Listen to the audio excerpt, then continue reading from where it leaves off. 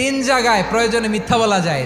এক নাম্বার, আপনার ওয়াইফকে খুশি করার জন্য, সে একটু এরকম না বলে একটু কৌশল করে বললে খুশি হবে, ওটা বলা যায়। দুই নাম্বার, জীবন মরণের ব্যাপার, যান বাঁচানোর জন্য একটু কৌশল করে ঘুরিয়ে বললেন, এটা জায়েজ। তিন নাম্বার, দুইজন ঝগড়া লাগছে তাদেরকে মিলিয়ে দেওয়ার জন্য কৌশল করে একটু মিথ্যা বলা, ঘুরিয়ে বলা যায়। দুইজনের মধ্যে দেখলেন যে সম্পর্ক খারাপ, একজনরে বললেন, ভাই সে তো ওই দিন আপনার ব্যাপারে অনেক প্রশংসা। কি আমার ব্যাপারে প্রশংসা? কি বললো? এই বললো আপনি নাকি এই করছেন ওই করছেন, অনেক প্রশংসা। লোকটার মন খুশি হয়ে যাবে তার ব্যাপারে, ঠিক কিনা?